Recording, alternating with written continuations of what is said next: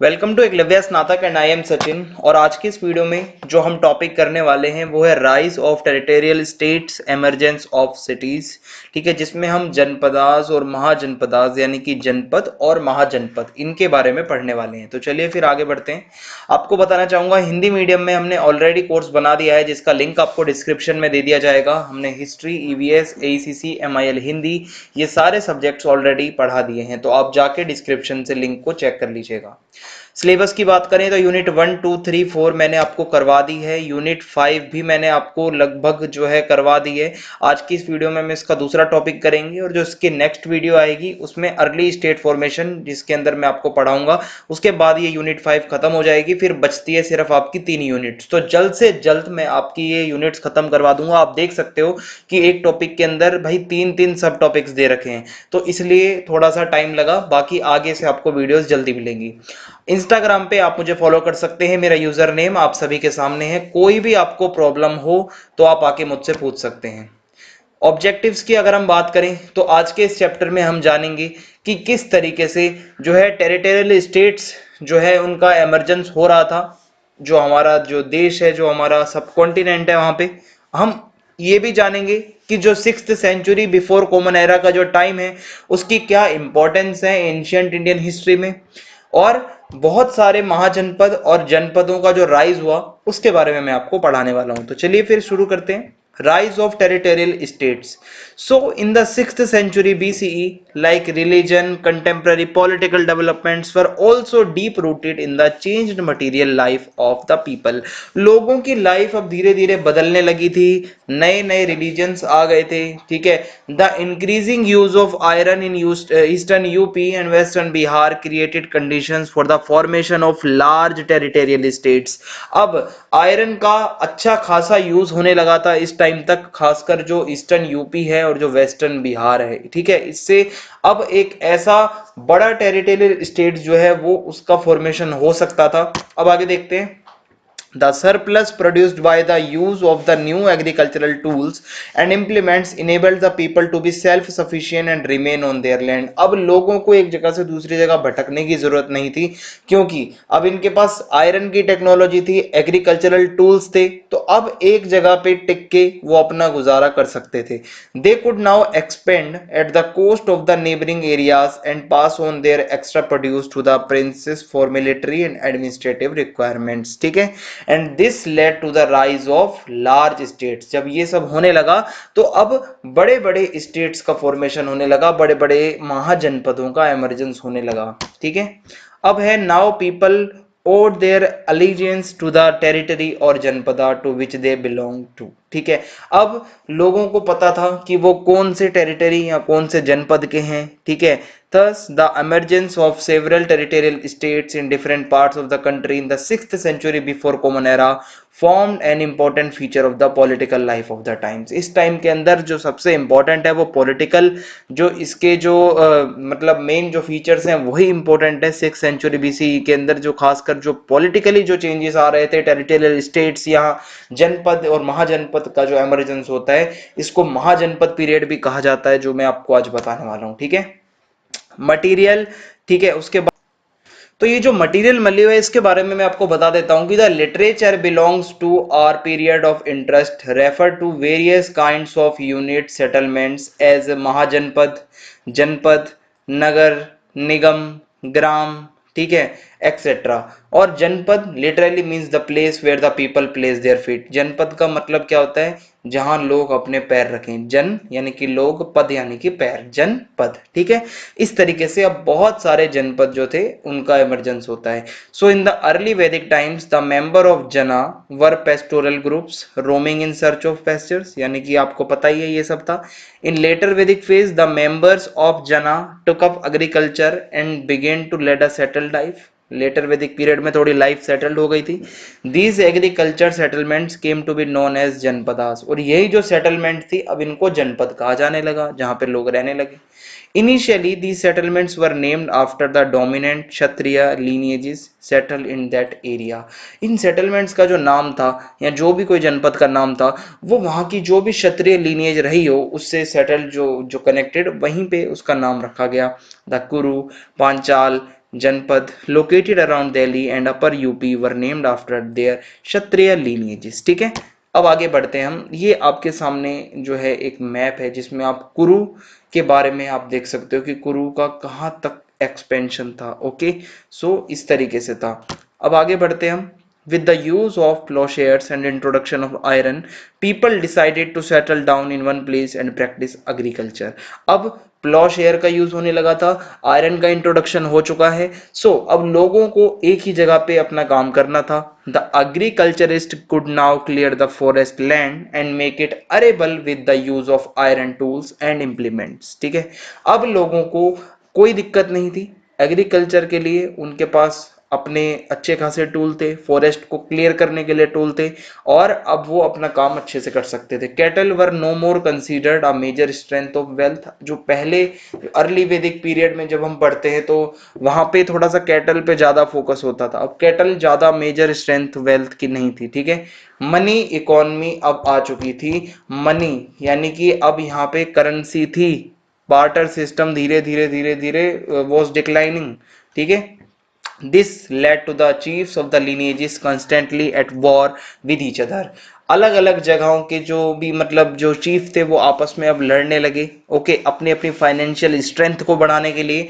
Through the process of agricultural expansion, war and conquest, the वैदिक tribes had come in closer contact with each other and with the non-Aryan population।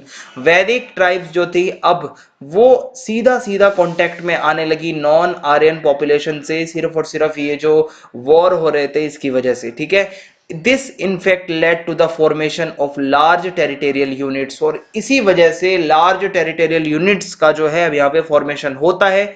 For example, the Panchalas represented the amalgamation of 5 different tribes। ठीक है, 5 different।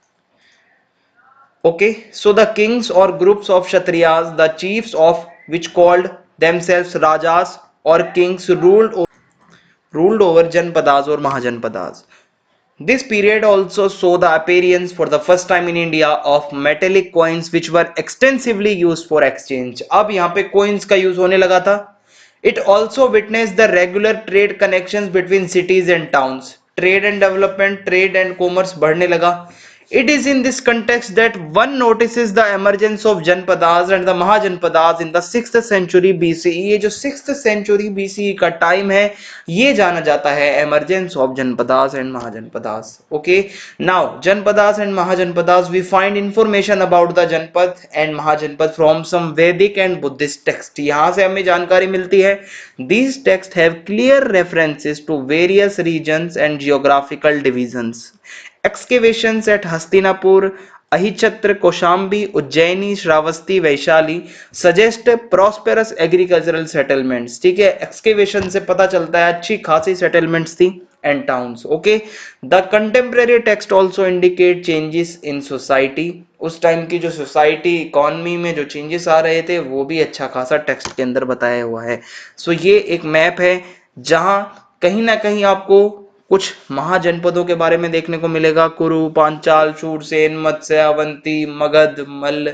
ठीक है, और इस तरीके से अगर आप देखोगे वज्जी, अंगा, ओके, अस्मका। सो यही मैं आपको आज पढ़ाने वाला हूं आगे। ठीक है, तो सबसे पहले आप एक मैप और देख सकते हो। ठीक है, इसमें भी आपको देखने को मिल जाएगा कौशल, पांचाल, कुरु, शूरसेन, मत्स्य, अवंती, चेती, मगध, असका, गंधार, कंबोज। ठीक है, अब सबसे पहले हम देखते हैं the emergence of janapada signified the birth of geography in Indian history. During the Vedic times people were not attached to any particular geographical region. क्योंकि कोई एक बंदा किसी एक पर्टिकुलर ज्योग्राफिकल रीजन से अटैच नहीं था, because they were living a nomadic life where they wander one place to another in search of food। Okay, so with the passage of time people developed ways and means earn a source of livelihood not only by depending on the forces of nature but by practicing agriculture। अब agriculture का भी अच्छा खासा ज्ञान हो चुका था, production food यानी कि फूड प्रोडक्शन में भी अब वो लोग काम करने लगे। Each group came to be distinctly recognized by the production of a certain type of crop। The barter system among the various tribes for their living led them to a newly acquired need for a settled life। ठीक है। और this was the time when they learn to call a particular surrounding as their own. अब लोग अपनी जगह पे जहां वो रह रहे थे वो उसको अपनी कहने लगे थे। This geographical space was separated from those of the other communities, ठीक है। अपनी जो कम्युनिटी की जो जगह थी लोगों ने उसको अपना जनपद बताया, जो दूसरों की थी वो दूसरों का जनपद हो गया, ठीक है। So with progress in agriculture and settlement by 500 BC janapadas became a common feature. Janapada अब बहुत कॉमन चीज हो चुकी थी। Around 450 BC over 40 janapadas covering even Afghanistan and south eastern central Asia are mentioned by Panini. Okay, Panini की जो टेक्स्ट जो हमें मिलते हैं वो हमें बताते हैं 40 से ज्यादा जनपद थे, mahajanapadas. So by the 6th century BCE some of the Janapadas developed into mahajanapadas, यानी कि थोड़े और बड़े हो गए वो और पॉलिटिकल पावर बढ़ गई उनकी। So one such important change as mentioned earlier was the expansion of agricultural communities। जब expansion होने लगा तो इस तरीके से फिर महाजनपदास सामने आए। Another important change was the emergence of new categories and groups of people in the society। नए नई categories का emergence होता है, namely the गृहपति or the master of an individual household which owned land, and merchants or settlers or a person having the best, a term used by the Buddhist text, okay, for people who dealt with money and had acquired considerable prestige and power। काफी जो शक्तिशाली हो। In the period prior to our period of study, the word Raja was referred to as the chief of a lineage। ठीक है, राजा हम यही कहते हैं कि जो भी किसी lineage का chief हो। Rama was referred to as Raghukul Raj, meaning one who rules over Raghu clan। Similarly, Yudhishthira is the called Kuru or Raja। They ruled over their lineage and the concept of ruling over a territory had not come into existence। King was a father figure, ठीक है, सभी लोग भाई मानते थे king को। Who ensured the safety and prosperity of the lineage, इसका यही काम था कि सेफ्टी को इंश्योर करना अपनी लीनिएज की। The reference to kings in the 6th century BC on the other hand indicate his rule over a geographical unit belonging to him with a regular taxation system and army. अब army भी थी, taxation system भी आ गया था। The distinction between राजा और ruler और प्रजा और the ruled became more pronounce. अब लोगों को पता चल गया था राजा का काम क्या है, प्रजा का काम क्या है। Okay, the word Mahajanpadas denoted large janpadas like those of Magad, Koshal, ठीक है, which were ruled by powerful kings and oligarchs। In fact, many of the Mahajanpadas of the 6th century BCE came up by incorporating janpadas which were earlier independent। जोड़ जोड़ के भी महाजनपद बने थे बहुत सारे जनपदों को। So in the Mahajanpadas, the basic unit of settlement was गांव। बेसिक यूनिट की बात करें तो गांव होता था, ठीक है। Agriculture was the main occupation, जो मेन ऑक्यूपेशन था वो एग्रीकल्चर था भाई यहाँ पे। और एग्रीकल्चर जो सेटलमेंट्स थी वो भी बहुत ज्यादा आ गई थी। This shows a transition from pastoral and nomadic economy to an agricultural and settled economy. Now if we move forward, republics और non monarchical states we have, ठीक है। अगर आप इसमें देखते हो तो the Sakyas of Kapilavastu in the foothills of Himalayas near border of Nepal, the Bhaggas of Sumsumara hill, ठीक है, in Uttar Pradesh, the Bulis of Allakappa between the districts of Shahabad and Muzaffarpur in Bihar, the Kalamas of Kesaputta, the Koliyas of Ramagama, the Mallas of Pava modern Fazilpur in Bihar, the Mallas of Kushinagar modern, ठीक है, अगर आप देखते हो कि यहाँ पे Kasia in eastern Uttar Pradesh, the Mauryas of Pipphalivana in the foot hills of Himalayas, the Videhas of Mithila modern Janakpur near the boundaries of Nepal, the Lichchhavis of Vaishali Basarh in the modern district of Muzaffarpur in north Bihar. तो ये कुछ नाम थे जो आपको याद रखने हैं। Now if I talk about 16 mahajanapadas, तो ये बहुत ज्यादा इंपॉर्टेंट है। ये ऐसे इंडिपेंडेंट स्टेट्स थे जिनके किंग्स जो हुए वो बहुत ज्यादा पावरफुल थे। ओके, इनके अंदर thousands of villages, thousands of cities आते थे। नॉर्थ वेस्ट से लेके बिहार, हिमालयास की फुटहिल से लेके रिवर गोदावरी इन साउथ, हर जगह महाजनपदास का एक्सपेंशन हो चुका था।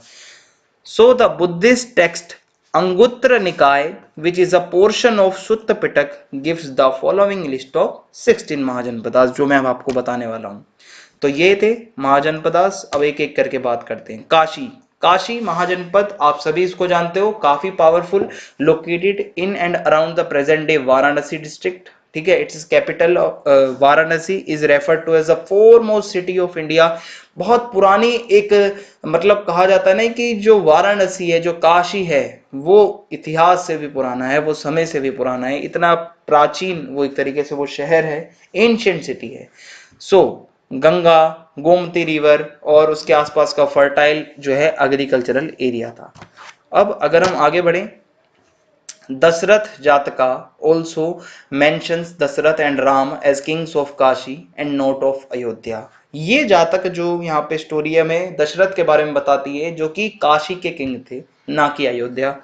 द फादर ऑफ पार्श्व, द 23rd ईचर और तीर्थंकर जिसको हम कहते हैं पार्श्वनाथ, ठीक है, जैनिज्म के अंदर ऐसा बताया जाता है कि उनके पिता जो थे, वो जो फादर जो थे, वो बनारस के किंग थे।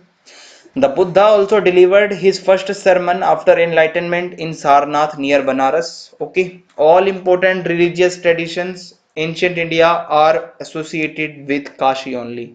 Now, Koshal is the second Mahajanpad. The Mahajanpad of Koshal was bounded on the west by the river Gomti, on the south by Sarpika or Syandika, which defined its southern boundary. To its east flowed the river Sadarvika or Gandak जिसको हम कहते हैं, which separated it from Videha Janpad. Towards the north it skirted the Nepal hills. Literary references indicate how Koshal emerged out an assimilation of बहुत सारे छोटे छोटे lineages principalities को मिला के जो बनाया गया. For example, we know that Sakyas or Kapilvastu were under control of Koshala. Now towards the close of the 6th century BCE, kings like Prasenajit and Vidudha succeeded in bringing all chiefs under their control. सारे chiefs को control में ले लिया था इन्होंने. They ruled Sravasti. Thus, Koshal emerged as a prosperous and ठीक है, power kingdom और powerful kingdom having Ayodhya, Saketa, Shravasti under its control. Kosala also manage to annex Kashi in its territory. Okay, and the kings of Koshal favored both Brahmanism and Buddhism. दोनों को favour किया. Prasenajit was a contemporary and friend of the Buddha, and Prasenajit is very popular ruler of this Mahajanpad. Now the third Mahajanpad, Anga. Anga on the east of Magad was separated from it by the river Champa and comprised the modern districts of Munger and Bhagalpur in Bihar. It may have extended northwards to the river Kosi. हो सकता है यहाँ तक extend हुआ हो, including some parts of Purnia. It was located to the west of the Rajmahal hills. Okay, Champa was the capital of Anga. It was located on the confluence of the rivers Champa and Ganga. Champa has been considered one of the 6 great cities in the 6th century BCE, and it was noted for its trade and commerce, and traders sailed further east through the Ganga from here. By mid 6th century, Anga was annexed by Magad. A large number of north black polished ware has been unearthed at Champa near Bhagalpur. निकलता है भाई excavation से, तो हमें पता चलता है. Fourth and the powerful, most powerful, Magadh. Between Anga and Vatsa, there lay the kingdom of Magad, corresponding to modern Patna and Ganga districts. ठीक है. It was protected by the rivers Son and Ganga. आसपास सोन नदी, गंगा नदी, ठीक है, north and west. On the south, it was bounded by the Vindhya outcrop, and it had reached up to the Chota Nagpur plateau. Its capital was Girivraj or Rajgrah. Rajgrah was an impregnable place protected by 5 hills. पूरी protection थी भाई natural. The walls of Rajgrah show the earliest evidence of fortification of ancient India. In the 5th century BCE, the capital was shifted to Patliputra, which was the seat of the early Magad kings, like the Magadhan monarchs like Bimbisara, Ajatashatru, were Buddha's friends and disciples. Magad was also gained importance because the fertile agricultural tracts of this area were best suited for wet rice cultivation. काफी ज़्यादा fertile area था. Moreover, it had control over the iron ore deposits of South Bihar. इनके वहाँ जो forest थे वहाँ से हाथी मिल जाते थे, सीधा आर्मी में ले आओ उनको, तो कोई दिक्कत नहीं थी. Vajji centered around the Vaishali district of Bihar. The Vajjis, literal meaning pastoral nomads, ठीक है, pastoral nomads were located north of the Ganga. This Mahajanpad stretched as far as the Nepal hills. Its western limit was the river Gandak. which separated it from Malla and Kosla. In the east, it extended up to the forest on the bank of the river Kosi and Mahanadi. ये सारा बता रखा है कहाँ तक expansion था. Unlike the Mahajanpadas previously discussed, the Vajji had a different kind of political organization. यहाँ पे थोड़ा सा रिपब्लिकन थोड़ी ऑर्गेनाइजेशन थी, ओलिगार्की थी, जहाँ बहुत सारे लोग मिलकर अपना रूल करते हैं. The gana sangha of this period represented a joint rule by a group of Kshatriya chiefs and not a rule by, एक सिंगल किंग नहीं था यानी कि ग्रुप था. This ruling class members of which were called rajas were now differentiated from different non Kshatriya group. Now Mallas, Mallas और Malla, the territory of non-monarchical Mallas supposed to have been ruled by 500 chiefs. Oh my god, 500 chiefs was divided into two parts, each having its own capital. It is another Kshatriya lineage referred to Ganasanghas in ancient text. They seem to have several branches of which two had their headquarters in the towns of Pava, यानी कि जिसको पावापुरी भी कहते हैं पटना के अंदर, and Kushinagar. ठीक है. The Malla territories are said to have been located to the east and southeast of the territories of Shakyas.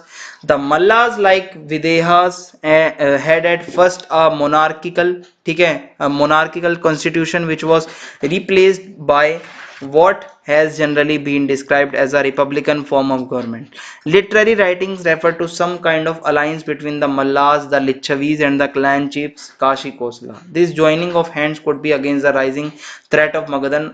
ठीक है, एसडेंसी हो सकता है कि मगध से लड़ने के लिए ये सभी ने अपने हैंड्स ज्वाइन किए हों. ठीक है, यहाँ एक साथ आ गए हों. Now Chedi. The Chedi territory roughly corresponds to the eastern parts of the modern Bundelkhand and adjoining areas, and their kings list occur in the Jatakas, the Buddhist birth stories. It might have stretched up to the Malwa plateau. Shishupal यहाँ का जो है मतलब आप कह सकते हो कि एक चेदी रूलर था. Both figure in the well-known epic the Mahabharata, the latter being the most prominent among its different characters. बहुत famous है Mahabharat. The staying of the forms became the central theme of long poem written by a later poet Magh. ठीक है. According to the Mahabharata, the Chedis seem to have been in close touch with the chiefs of Matsya beyond the Chambal, the Kasis of Benares, and the Karusas in the valley of the river Son. Its capital was Sotivati या Suktrimati, probably located in the Banda district of Madhya Pradesh. Other important towns in the territory were Sajati and Tiripuri. ये कुछ छेदी के बारे में information है जो याद रखनी है. Now the Vatsa, 8th Mahajanapada. Vatsa was one of the most powerful principalities of 6th century BC. Its capital was Koshambi, modern Kosam, जो कि इलाहाबाद के आसपास पड़ेगा आपको. This means that Vatsas were settled around modern Allahabad. Okay. The Puranas say that descendant of the Pandavas Nichakshu shifted his capital to Kaushambi after Hastinapur had been washed away by floods. Now the 9th Mahajanapada Kuru. The kingdom of the Kuru was centered around Delhi, Meerut region. The kings of the Kurus were supposed to belong to the family of Yudhishthira. The Arthashastra refers to the Kuru kings as Raja Sabodh Pajivin. यहाँ पे अगर आप देखो कि which means carrying the title of kings.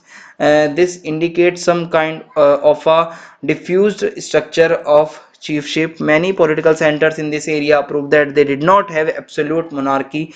Hastinapur, Indraprasth, Luskara are mentioned separately as the capital of the Kurus with their own chiefs. We all know about the Kurus from the epic Mahabharat.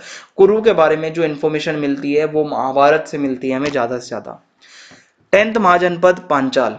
The Panchal Mahajanpad was located in the Rohilkhand, parts of central Doab, roughly Bulandshahr, Bareilly, Pilibhit, Aligarh, Badaun, ठीक है, etc. The ancient text make reference to the existence of two lineages of Panchal, the northern Panchal and the southern Panchal, with the river Bhagirathi dividing the two.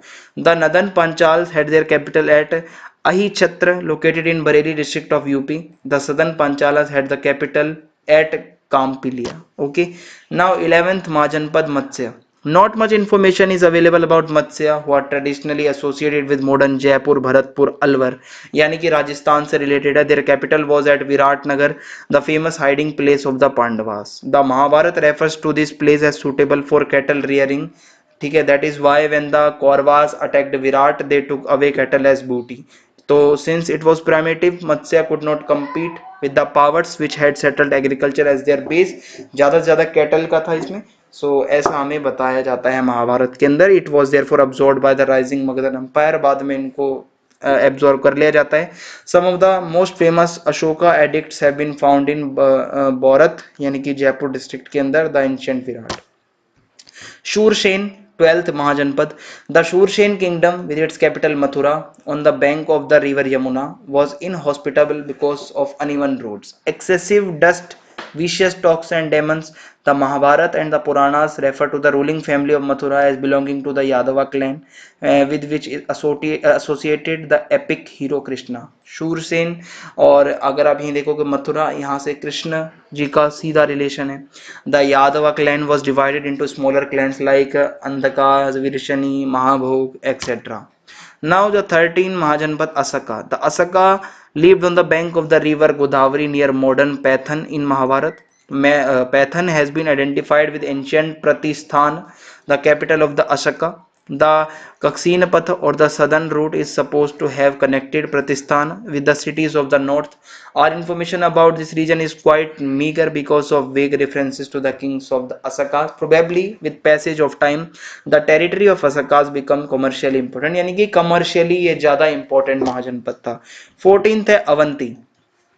In the 6th century BCE, Avanti was most of the powerful, one of the most powerful Mahajanpadas, ठीक है, क्योंकि the central area of this kingdom would roughly correspond Ujjain, Madhya Pradesh, okay, और extended up to the river Narmada.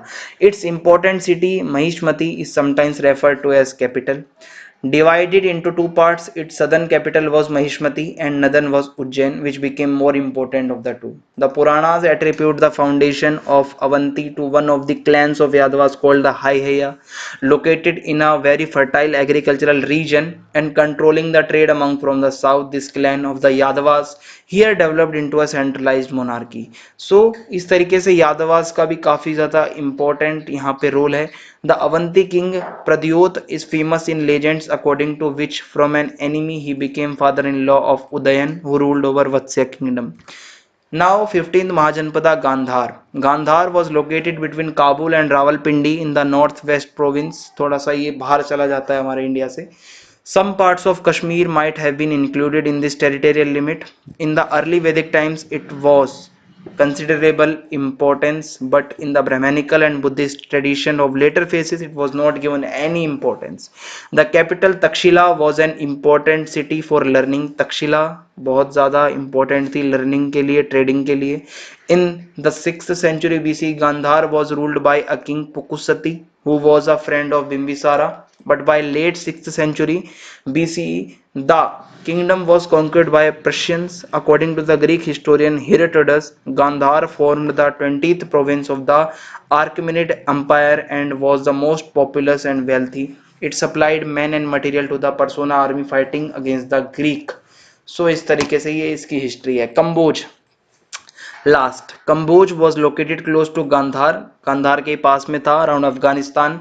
The Kamboja were regarded as uncultured by the Brahmanical text of 7th century। Brahmanical text जो कंबोज लोगों को uncultured बताते हैं, the अर्थशास्त्र call them varta shastropajivin sangha, meaning a confederation of agriculturist, herdsman, traders and warriors. तो ये कंबोज के बारे में था। इस वीडियो में हमने 16 महाजनपदास के बारे में पढ़ लिया है, यही आपको याद रखना है, आपके एग्जाम में ये पूछ सकता है। सो चैनल को सब्सक्राइब करना ना भूलें, कमेंट करके जरूर बताएं वीडियो कैसी लगी, ज्यादा से ज्यादा वीडियो को शेयर कर दें। जय हिंद, जय भारत, बहुत बहुत धन्यवाद।